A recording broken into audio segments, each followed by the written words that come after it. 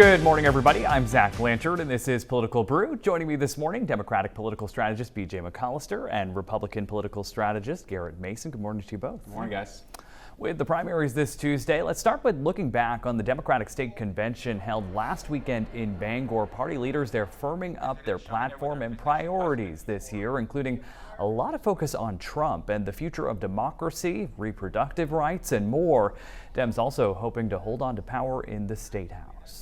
This year, Mainers have the opportunity to elect the most racially diverse Senate in our state's history. And proudly, over half of our Democratic candidates are women. Representation like this matters. When our legislature looks like Maine and reflects who we are as a state, that is when real progress happens.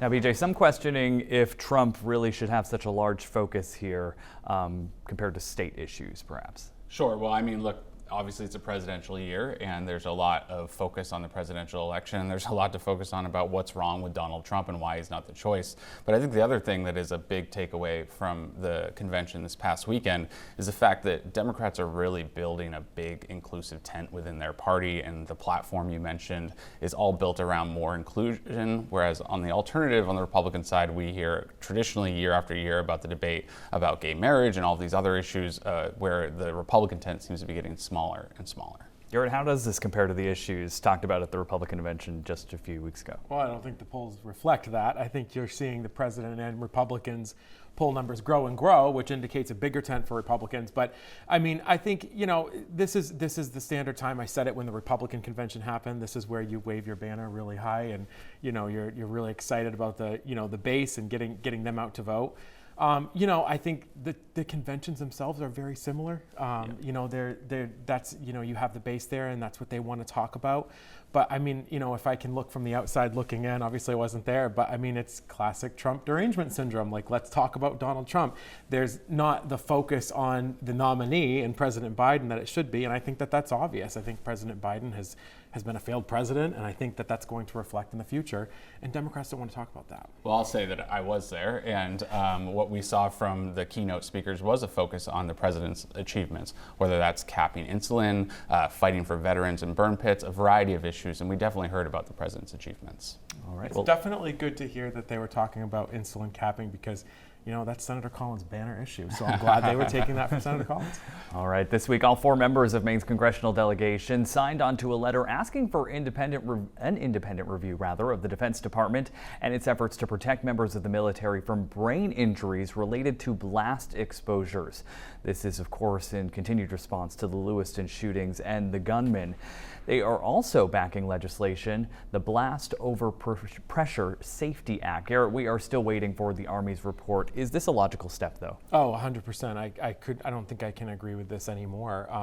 There's been a lot of focus on concussion and brain injury over the years in sports. When you look at football and hockey specifically, they have a lot to share on subject matters like this, especially with collision. I think when you're talking about this in the military, there's a lot of resources that they can draw from to learn more. But this is a great step. Very happy with the delegation for doing this, because head injuries specifically, those impact families, like not just the military personnel, but the families themselves. They have to deal with that for the rest of their lives. So I think this is important. It's a good step, and I'm proud of our delegation for doing it. BJ, just because I know you're going to go there eventually, there's still no focus on guns here. Yeah, and I think that is part of the conversation, but I do want to echo what Garrett said. I mean, this was the right decision. You had the whole delegation signing on, and just to build on what Garrett was saying about sports, we hear this all the time about all of the research that's happening, particularly with football, and these folks who serve in the military are putting their lives on the line for our country, and they deserve the same due diligence and the same focus that we're giving professional athletes. All right. Now to this, Hunter Biden's criminal trial got underway this week. He's facing charges related to possessing a gun while using narcotic drugs. He has pleaded not guilty. The president standing by his son, and the first lady even showing up in court. BJ, does this case hurt the president's re-election campaign? Well, I think we have a clear contrast, right? We've got another case here. We just wrapped up the Trump case. Trump came out of that case saying that it was a sham and that the Justice Department and couldn't be trusted through the process. Now, President Biden's saying something very different. He's saying he's a father and he's beside his son, but he's going to trust the decision. And that is the clear contrast here. You've got one presidential candidate who doesn't like the balance of power when it works against him, and you've got another presidential candidate, the president, who's saying he's going to trust the outcome and trust the process. And he's showing up with Hunter because he's a father first. Garrett. Well, I think, there's a couple of things about this that I'd like to say, but we don't have time for all of them. But I will say this. I think one of the most reprehensible things that has happened in this trial so far is when the Hunter Biden laptop itself was brought into the room and entered in as evidence. The judge admitted it as evidence. They asked the FBI if it was a valid laptop, and it was.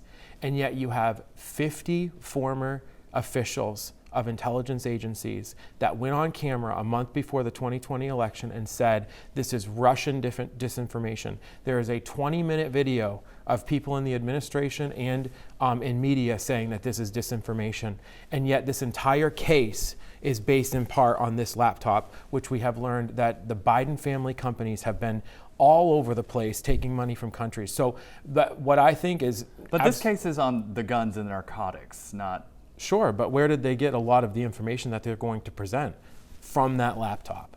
And it's reprehensible. Like, this whole thing is ridiculous. The guy has been, and we're going to find out in a court case if a jury will convict him.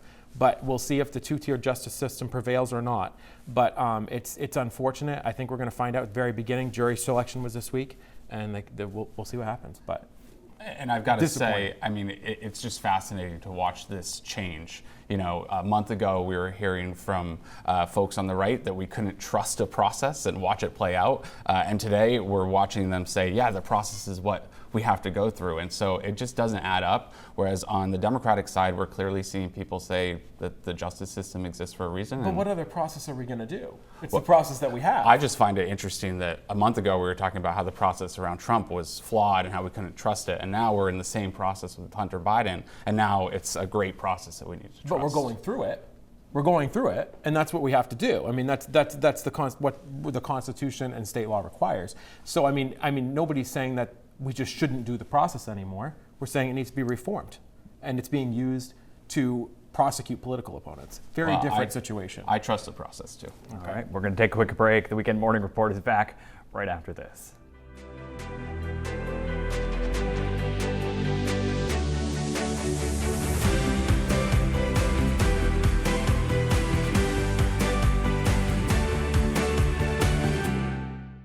Good morning, everybody. I'm Zach Blanchard, and this is Political Brew. Joining me this morning, Democratic political strategist BJ McCollister and Republican strategist Garrett Mason. Good morning to you both. Morning. Morning, all. First, whether people are paying attention or not, Tuesday is election day. Plenty for folks to weigh in on. To narrow down the candidates for November, all eyes will be on the 1st and 2nd District congressional seats and those Republican primaries in the 2nd District. The question will be if Trump-endorsed Austin Theriault can make it across the finish line against Michael Sobolewski to face off against incumbent Jared Golden. Here's what Theriault recently had to say to Rob Caldwell on 207. I think we're in a very tough time right now. Our country seems to be divided, but it's about time that regular people, regular folks who have maybe come from business background like myself, get involved in politics, because there's never a better time than now. Now, Garrett, is this a given for Theriault, and isn't this division he's talking about largely fueled by Trump? I don't think it's a given. I still very much remain on the side of that this is anybody's race. The polling has been inconsistent, if available at all. It's been a long time since I think a real poll has come out that's shown what's going to happen in this race. I also think that just with the nature of it being a Republican, being a presidential year rather, that I think there's a lot of people that have thought that the primary has already gone by. We already had one. So I wonder about voter turnout. And then you have the added factor that independents can vote. We have an open primary system now. So I think there's a lot of factors that we just aren't going to know until after Election Day. So I kind of am refraining from picking a winner on this one. But I mean, listen, the Trump endorsement for Austin Theriault is huge. Especially in Republican circles. I'm not so much sure about Democrat circles, but the Trump endorsement or a LePage endorsement, take it from somebody who knows, that means a lot in Republican circles. And but I wouldn't say that it's a given. It's definitely a big leg up, though. Yeah, you mentioned independents. Of course, that would play a role in independents who might want to vote for Theriault if they're the independents that wouldn't support voting for Trump again, right, BJ? Yeah, that's right. And I mean, I think that Garrett's absolutely right in the sense that the Trump endorsement is a huge win for the Theriault campaign. And I've heard Garrett talk a lot about the concern about turnout, and I think that that's probably true. It's a first challenge for Austin to prove if he can drive turnout to come over the finish line. But I'm also just taken aback by that because this is one of the most competitive congressional seats in the country. And I think that a party has a responsibility to drive turnout in a primary if you're picking the candidate that is going to be playing for your side in one of the most competitive races in the country. There's definitely plenty of money at play. Garrett, what else will you be watching on Tuesday? I'll be interested to see, how the county is obviously going to go really heavy for Austin Theriault, I would imagine. I think it'll be important for Mike Sobolewski to drive a lot of turnout, not only in his areas, but I think the big prize in this race is going to be Lewiston Auburn. How is Androscoggin County going to come out? Like, where are they going to, where are they going to go? Both men have been there, but there's not really anybody running from there. That's Jared Golden's center of report. Yeah. In 2020, Dale Crafts ran in that area and did well. So, I think that's a prize that normally somebody has locked up, but nobody does in this race.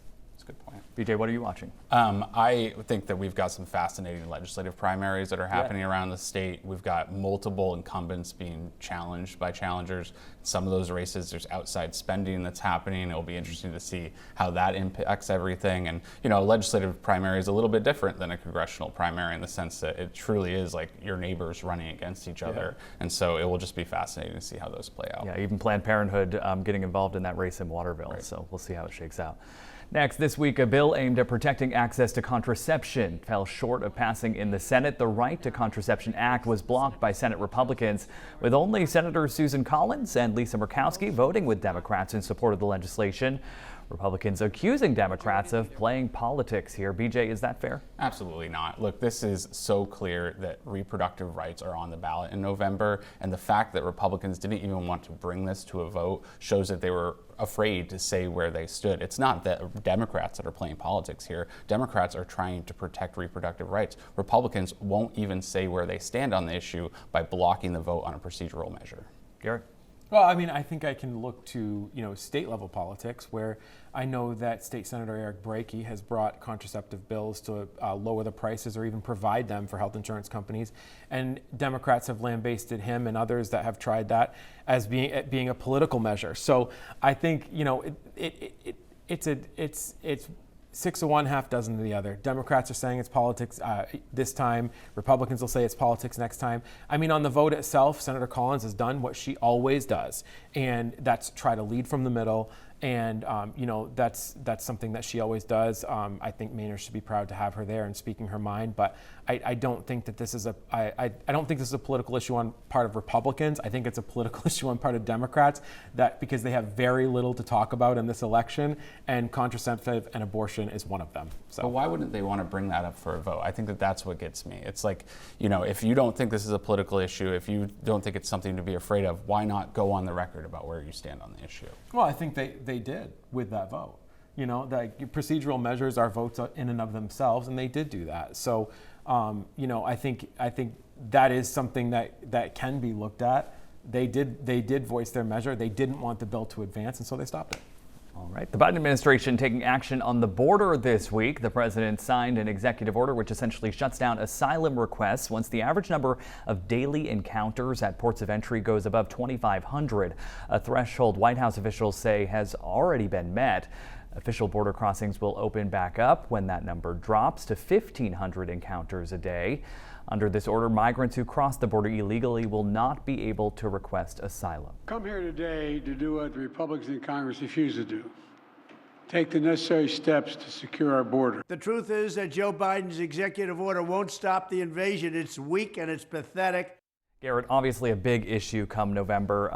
Was this the president's motivation here? I am wondering if you guys have gotten any inquiries to get tape from this show because I think the president has been listening to what I've been saying for 2 months. The president, as I have said and other Republican analysts have said, this could have been done 3 years ago. The president didn't want to do it. Now, that being said, let's talk about what he didn't do in this executive order. Joe Biden could have come into office and taken the win from Donald Trump. He could have sat there and just let the current situation play out, but he didn't. He repealed Stay in Mexico. He repealed that. He did not put that back in place in this policy, which was the huge winner and why the President Trump was so successful in bringing border crossings down. There was 3 other items that he did not put back into place that he originally repealed when he came into office. So, I mean, it's a half measure. I don't even know if I want to call it a half measure. It's probably like a 12th measure in what he really needs to do. The president never needed congressional action. He needed to not repeal what Donald Trump did. And this is becoming a huge issue in the election. I mean, listen, I've been talking about it on this show forever. Border security is a huge issue no matter where you are. It's showing in the polling, and the Biden administration tipped their hands and know that it's an issue. BJ. Well, I agree with Garrett. I think we should go back and look at the tape about 4 months ago when congressional Republicans at the order of Donald Trump blocked the border bill. And we said at that time, this is so Donald Trump can try to use this as a political issue. And now here the president is signing an executive order, exactly what was called for 4 months ago. And Donald Trump is blasting him for that executive order. It's so clear that this is politics at its worst. I mean, we talk about politics being played with reproductive rights. Look at this. I mean, votes are being blocked by the Republican nominee for president so that he can leverage it on the campaign trail, and it's gross. All right, let's wrap things up with winners, losers. BJ, you're up. Keep it quick. So the winner of the week is my nephew Hank, who's celebrating his 3rd birthday. Happy birthday, Hank. Happy birthday, Hank. And the loser of the week has to be the Dallas Mavericks because they're about to get railroaded by the Boston Celtics. BJ. I mean Garrett, sorry. So my winner this week is the men and women of D-Day. Over the weekend, we got to see, the 80th anniversary of D-Day, and you're watching these guys come to Normandy for the last time, probably. We have centurions, we have people in their late 90s who lied about their age, to fight for America. And, we're not going to see them around much longer. It was incredibly heartwarming to see them go back to Normandy. There was actually one gentleman who passed away on his flight to Normandy, who stormed the beaches that day. So very proud to be an American watching that. I don't have a loser because I know we're out of time. Okay, that does it for this week's Political Brew. Before we go, a good reminder that we all take things a little too seriously these days. The 6-year-old son of Tennessee Congressman John Rose making funny faces as he spoke on the House floor denouncing former President Trump's guilty verdict. Ultimately, Guy there stole the show. The Morning Report. We'll be right back.